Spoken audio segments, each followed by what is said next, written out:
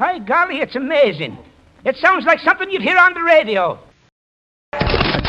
Presenting the transcription feature. The Lucky Strike program starring Jack Benny with Mary Livingston, Phil Harris, Rochester Dennis Day, and yours truly, Don Wilson. It's 8:30 New York time. Time to wake up, America, and stump the expert. From Hollywood, it's time now for Johnny Dollar. Kraft presents The Great Gildersleeve. And now meet Dick Calmer as Boston Blackie.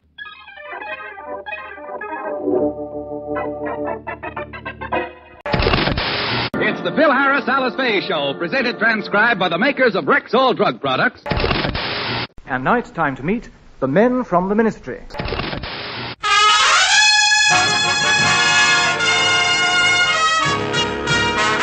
The Armed Forces Radio and Television Service presents the Bob Hope Show with Les Brown and his band of renown. And yours truly, Bill Goodwin. And now here he is, Bob Hope.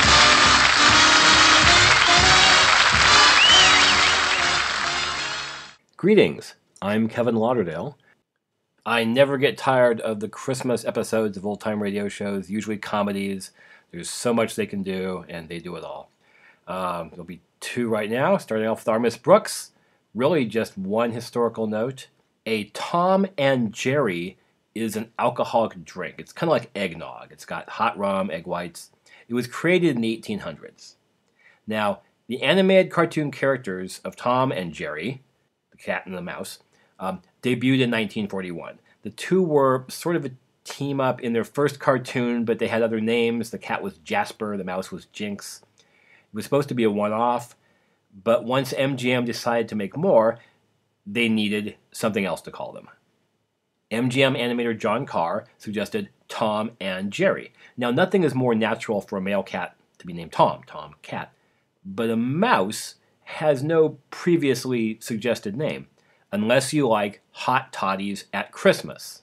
So what else but Tom and Jerry? I am sure that the cartoon characters were named after the drink.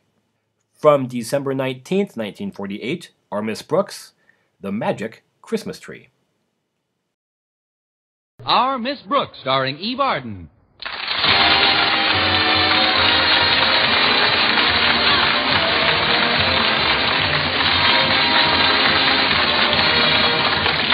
It's time once again for another comedy episode of Our Miss Brooks, written by Al Lewis.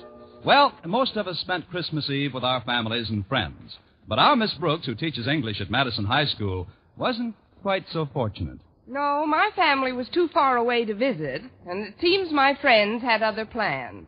But I made up my mind not to brood about it, and was trimming a rather tiny tree in our living room when my landlady, Mrs. Davis, joined me. What a nice tree, Connie. It isn't really, Mrs. Davis, but it's the only one I could afford.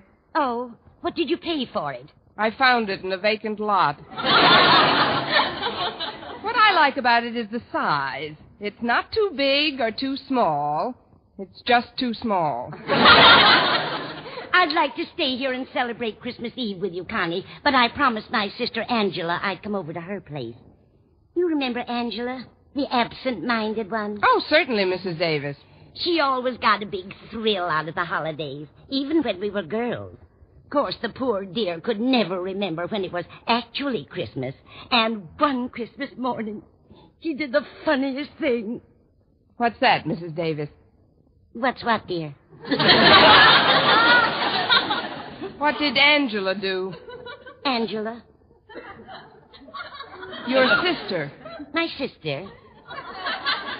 The absent-minded one. What did she do? I haven't spoken to Angela in some time. What has she been up to?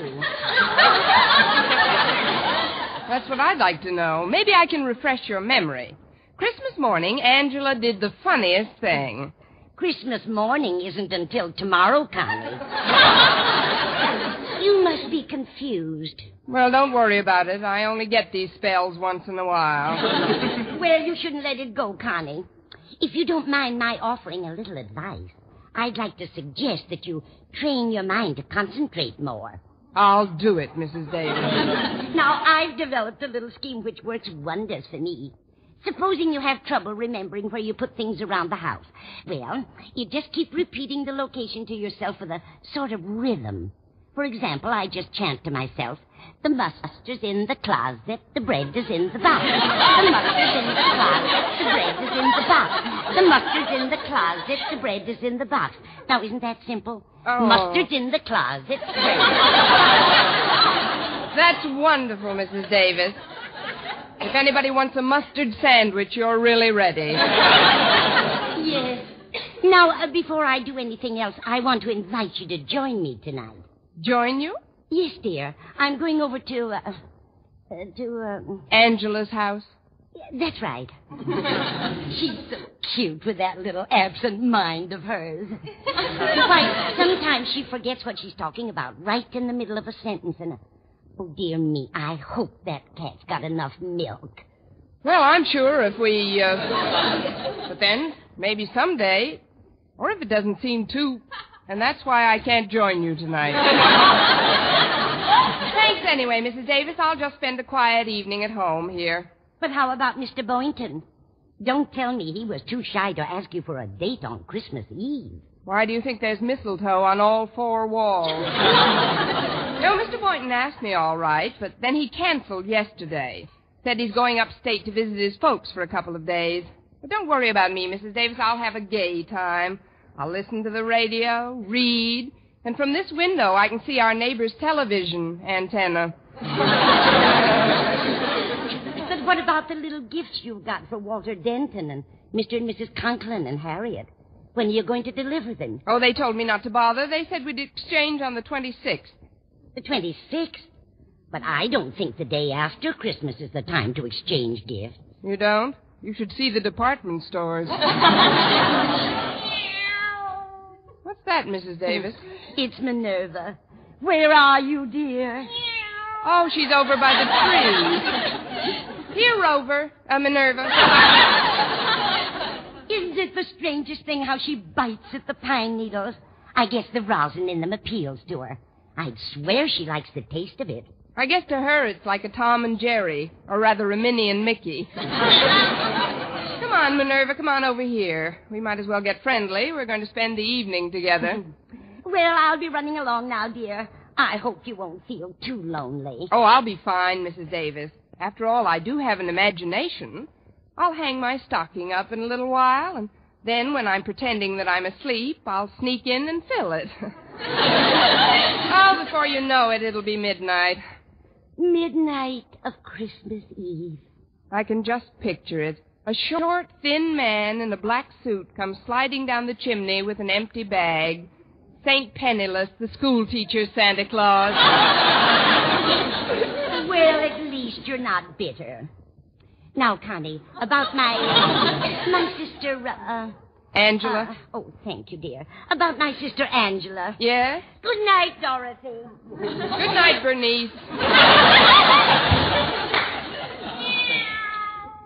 Oh, stop drinking those pine needles, Minerva. Come on over here.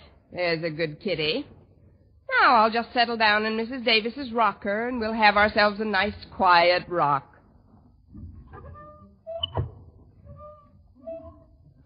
I've got to exercise more. My bones are rusting. Oh, it's the rocker. Kind of soothing at that. You seem contented enough, Minerva.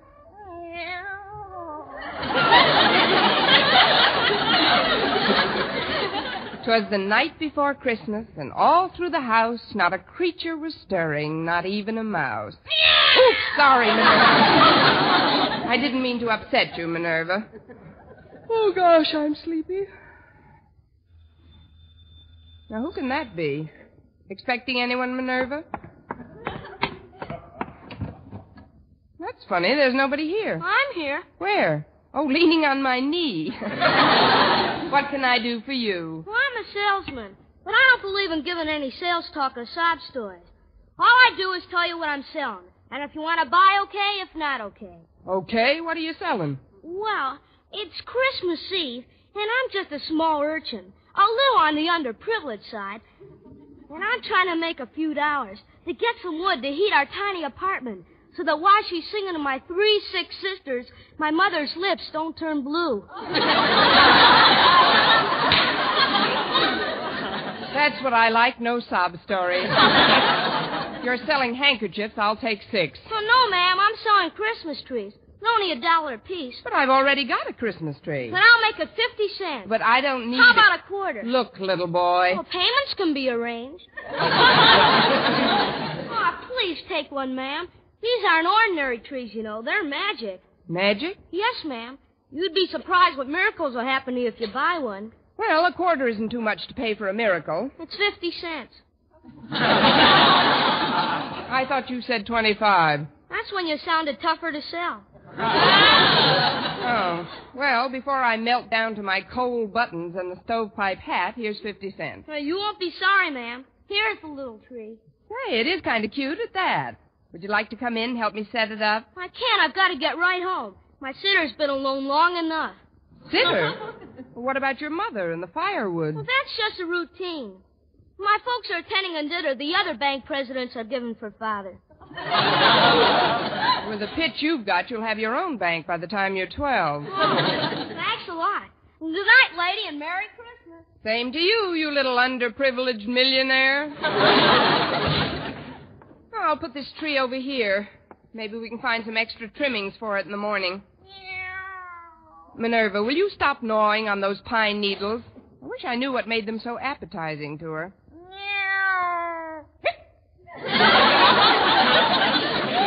Oh, fine. Now you come over here and let those things alone.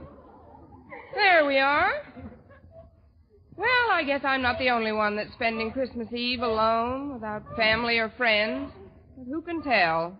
Maybe Santa Claus has something up his big red sleeve that I don't even know about yet. Of course, I do have a squeaky rocker and Minerva.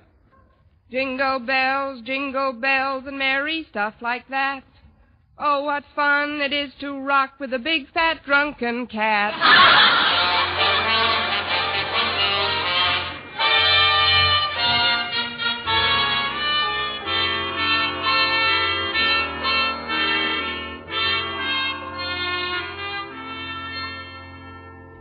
As I sat in the living room Christmas Eve with Minerva the cat on my lap, I couldn't help noticing that the tree which I'd bought from that wealthy urchin had a rather peculiar luminosity.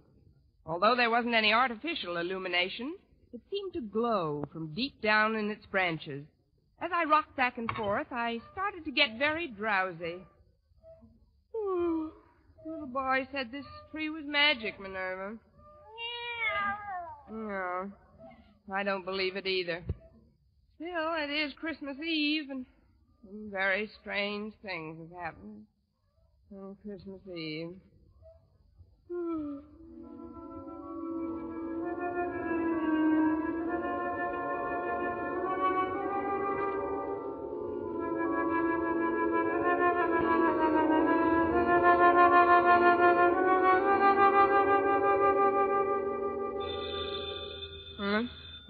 What's that? Oh, I must have been dozing. Coming! Well, it's Walter Denton. Come in, Walter. Noel, joyeux Noel. Gracias. Come on into the living room, Walter. Oh, thanks, Miss Brooks. Here, I brought you this little gift to put under your tree. Oh, that was very thoughtful, Walter. Put it under this tree over here. Okay. Say, you've got 2 trees, haven't you? Yes, one for Minerva and one for me. What? Don't pay any attention to her. She's pine needle happy. Well, Miss Brooks, as you know, I was supposed to spend the evening nestled snugly in the tight little confines of my own small immediate family circle. Oh, for heaven's sakes, come out of there. You're giving me claustrophobia. But I went to my father and mother and crowed their permission to come over. Wait a minute, Walter. You crove their permission to? Yeah. Crave, craven, crove, isn't it? Oh, Walter, of course not. Crave, craved. Let's see. Crave, craven. After you crove their permission, what happened? Well, they waived my presence for a long enough while for me to deliver to you, Miss Brooks, the little token of my esteem and affection, which is now ensconcing under the tree. Walter, you still in my English class? Well, sure, Miss Brooks. Well, I'd better bone up a little. One of us is going to flunk this term. Well, it isn't just the gift, Miss Brooks. That's not the only thing that brought me wayfaring from the warmth and conviviality of my own heart. Oh, please don't start that again. I'm glad you dropped over, Walter. And if you want to spend the rest of the evening with your folks, Oh, there's no rush with them. They've got my present under our tree already. Now, what I'd like to say, Miss Brooks, though, is something I've wanted to say for a long while. Yes, Walter? Now, it's a little on the sentimental side, perhaps, for a so-called hep high school boy to be telling a teacher, but it's sincere, Miss Brooks. I'm sure it is.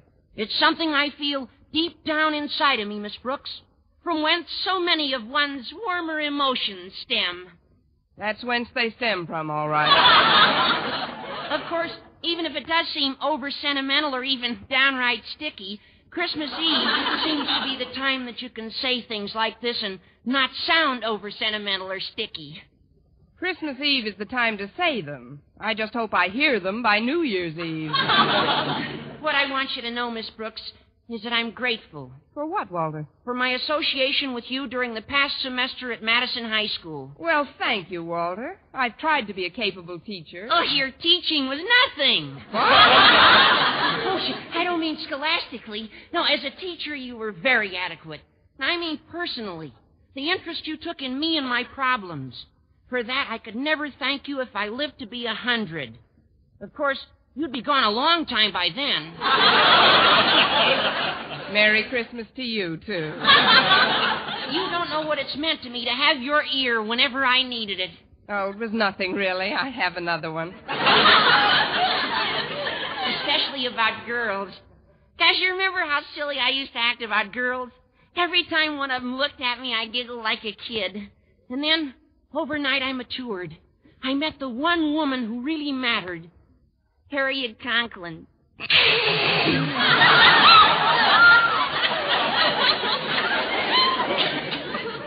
She certainly made something out of you, Walter. I don't know what, but something. You saw me through the difficult transition period of that amour as well, while Harriet and I were adjusting to one another. It was wonderful to be able to come down to you for advice, Miss Brooks. It isn't every boy who has such an interest taken in him by some intelligent, elderly person. Give me back my ear. I can't hear you. Not that you're ancient or anything. Gosh, I've seen girls who don't look as good as you do. Girls? What do you think I am? Shut up, Minerva. By the way, Miss Brooks, I see you got lots of mistletoe on the walls. Were you expecting Mr. Boynton tonight?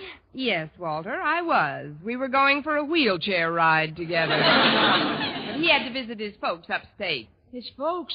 Gosh, they must be well along in years. His father's over 50. They may shoot him next spring. Look, Walter, while you're here, you might as well pick up the little gift I got for you. Oh, but Miss Brooks, you shouldn't have. Where is it? Under the tree on your right. It isn't much, just a remembrance. Oh, gee, I almost forgot. I can't open it yet. Why not? Oh, you mean you want to put it under your tree at home and open it with your family? Oh, not exactly, but... Well, I'll get it later, Miss Brooks. Oh, there they are now. I'll answer it. There who are now? Come on in, folks. She was all alone when I got here. But it's really a surprise, isn't it? We should have stayed home Christmas Eve. Besides, it's freezing out. Now, Osgood, don't be so grouchy. Hello, Miss Brooks. Merry Christmas. Why, it's Mr. and Mrs. Conklin. And Harriet, how are you all? I'm cold. Oh, that's too bad. Come here, Minerva. Rub up against Mr. Conklin. What's that? What are you... Go away, cat. Why, she seems to like you, Osgood. Or is she hungry, Miss Brooks? She's not that hungry. I don't like cats. Why doesn't she go chase a mouse or something? You forget, Mr. Conklin, this is Christmas Eve. There isn't one stirring. Hey, Harriet. Yes, Walter? There's a lot of mistletoe around this room. I know. It's real pretty. Osgood, notice all the mistletoe in this room? What?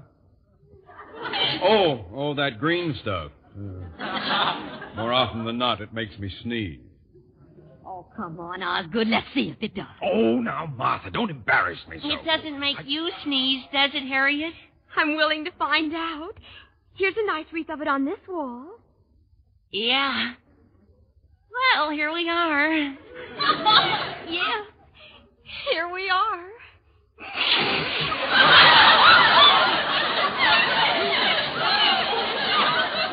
May I, Mr. and Mrs. Conklin? If it's all right with Harriet, it's all right with us. Oh, come on, Walter. We're getting old. Gosh, you're sweet, Harriet. Oh, isn't that cute, Osgood? Come here, dear. How about one for your faithful old wife?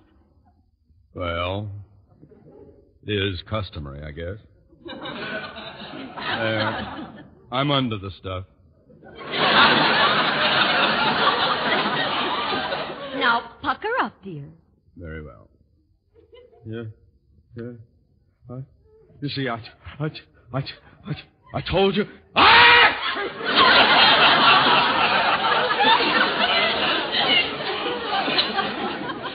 Now, let's stop this romantic drivel and act like adult human beings. Miss Brooks, I'd like to take advantage of this visit to inquire as to your plans for the coming year's classwork. Do you have your schedule all laid out? Well, frankly, Mr. Conklin, I haven't had much chance to work on anything. Haven't had much of a chance, but you've been away from school all week. Your vacation started last Monday. I know, Mr. Conklin, and that's what I took the week as. I mean, a vacation is something you go on when you get the opportunity to. You don't work on it or during it, unless, even though I didn't actually go anywhere, when my vacation came along, I went on it, or was on one, usually.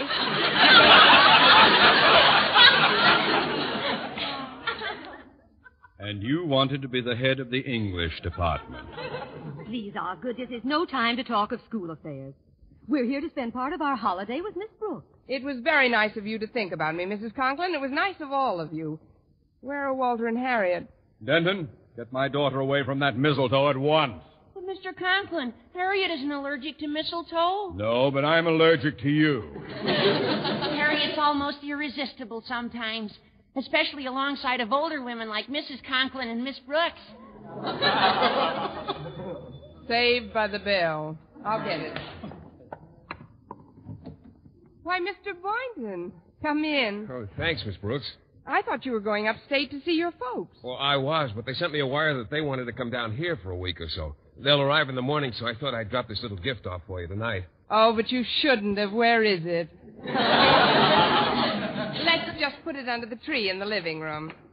Look who's here, everybody. Well, it's Mr. Boynton. Hi there, Mr. B. This is nice. Hello, Boynton.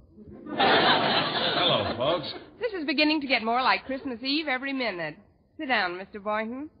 I'm certainly glad your folks decided to visit you instead of vice versa. Oh, so am I. There's a particularly good reason why I'm glad. There is? Well, yes. It gives me a chance to see how my guinea pigs are affected by this cold snap. So far, they haven't reacted at all. What do you expect them to do, blow on their paws?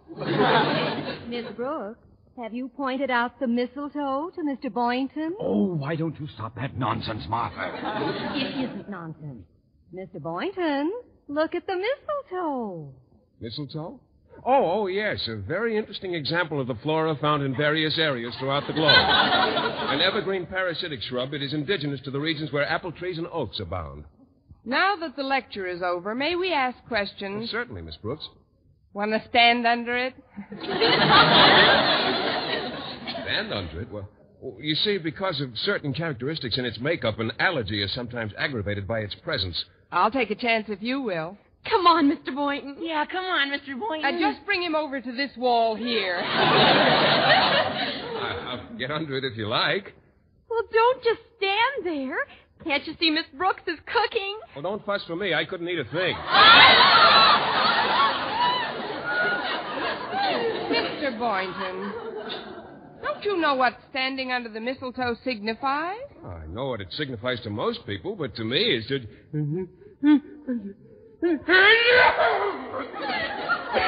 Well, there goes 85 cents worth of mistletoe. Hey, I know what let's do. Let's open up the presents right now. Swell. A splendid suggestion, Walter. Shouldn't we wait until just before we leave?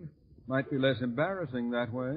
Well, if you want to open them now, Golly, this one tree is pretty crowded. I'll put some of these packages under this little one over here. Look out, Walter. You're bumping into one of the branches. Look out.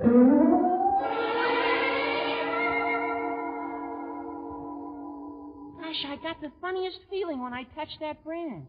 What kind of a feeling, Walter? Well, you're Harriet Conklin, aren't you? Well, sure, I'm Harriet Conklin. Walter, what's the matter with you? Nothing. Nothing's the matter with me. It's just that I want to tell you something. Harriet, you've got to change. You ought to try to be more like Miss Brooks. What do you mean, Walter? If you want me to stay interested in you, you've got to be more alluring, youthful, glamorous, feminine in that real feline Brooks way. Walter, have you been drinking pine needles, too? Look at that tree. It seems to be glowing. What do you mean, glowing? Just a reflection from the streetlights. This party is giving me the memes. Holidays, indeed. Here, I'll just move the tree where it won't glisten in our eyes. There we go.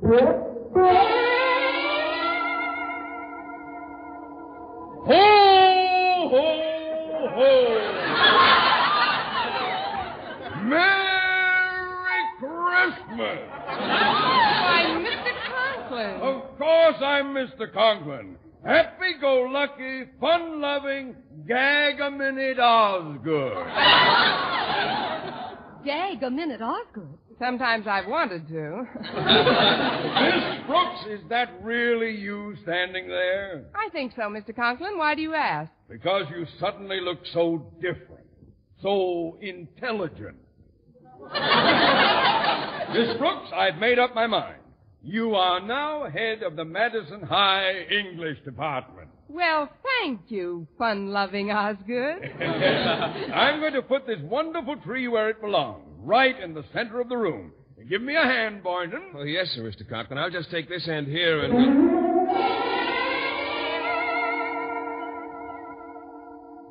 Miss Brooks. Yes, Mr. Boynton? Come here, baby.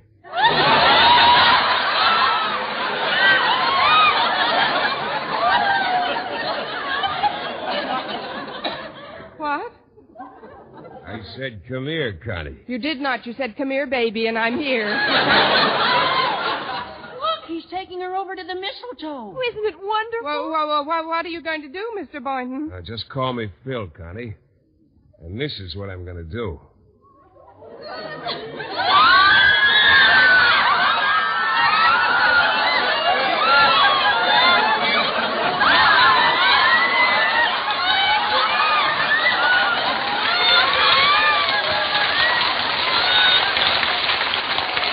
Connie, how does that make you feel?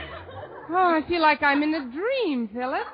A wonderful, beautiful dream.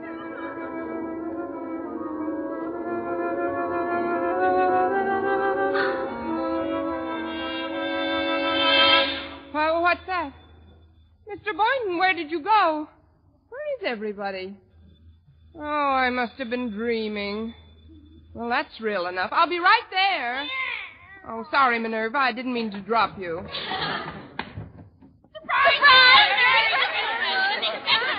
Surprise! I'm cold. Why, it's the Conklins and Walter and Mr. Boynton. But you all just left. Come in. We thought it would be nice if we spent our Christmas Eve together, Miss Brooks. Yes, and we brought a few little gifts over for you. I'll just put them under this tree here. Yes, do that, Walter. Aren't you going to ask me why I didn't go upstate, Miss Brooks? I know why, Mr. Boynton. Your folks are coming down to see you. Well, how did you know about that? I just got the telegram. Don't let's get too carried away with the holidays to prepare for the hard school season ahead, Miss Brooks. Oh, let's not talk about school affairs now, Osgood. Walter, look at the mistletoe. Yeah, look at it. Now, just a minute, before we go through all that again. Would you please touch that tree, Mr. Boynton? The one on the left with the... Why, it's gone. There's only one tree. Miss Brooks, are you all right? Of course I'm all right. Could I have dreamt that part, too? Mr. Boynton, would you do me a favor, please? Of course, Miss Brooks. What is it? Would you touch the Christmas tree? Touch it? Please, it's important. Oh, all right. There. Nothing happened. Well, what did you expect would happen? A miracle. Oh, excuse me, I'll be right back. What I'm a little urchin, and I'm selling magic Christmas trees. But you just... Please buy one, lady. They only cost 50 cents apiece. 50 cents? That's right. Here's $2. Give me 4 of them.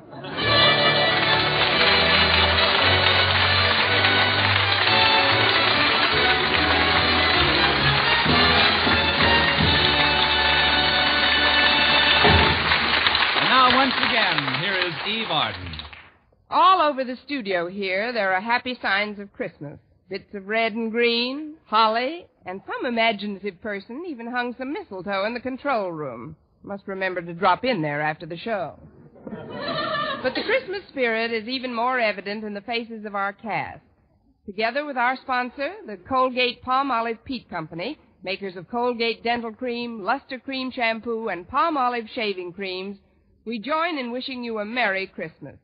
Yes, Jeff Chandler and Gail Gordon, Jane Morgan, Virginia Gordon, Dick Crenna, Gloria McMillan, Jeffrey Silver, our writer-director Al Lewis, and our producer Larry Burns, our conductor Wilbur Hatch, and all the others on the Our Miss Brooks show. And we're gathered here to say, may this be the most joyous of the holidays for all of you.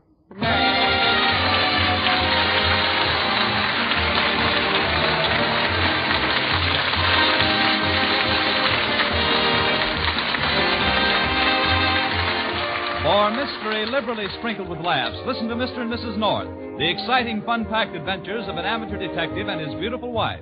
Tune in Tuesday evening over most of these same stations. And be with us again next week at this same time for another comedy episode of Our Miss Brooks.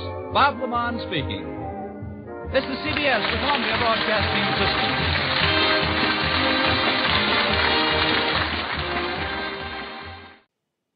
Time to sell something, and I don't feel guilty because it's also for charity. A portion of the proceeds go to avert.org, a British HIV and AIDS charity.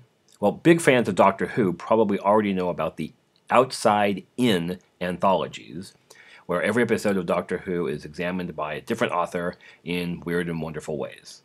This year, 2016, is the 50th anniversary of Star Trek, and the same publisher, ATB Publishing, has just put out Outside In Boldly Goes.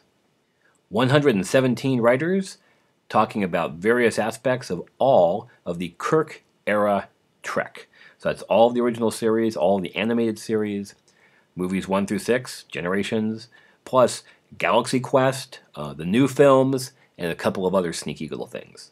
Each of the entries is only a couple of pages long, and they are an analysis in a myriad of forms. Larry Nemec explains why Friday's Child is the most underrated episode of Star Trek. Lisa McDonald's take on Return to Tomorrow is a you be the captain, fill in the blank game. Alan J. Porter's analysis of Spectre of the Gun is as an entry in the 1881 newspaper, the Tombstone Daily Epitaph.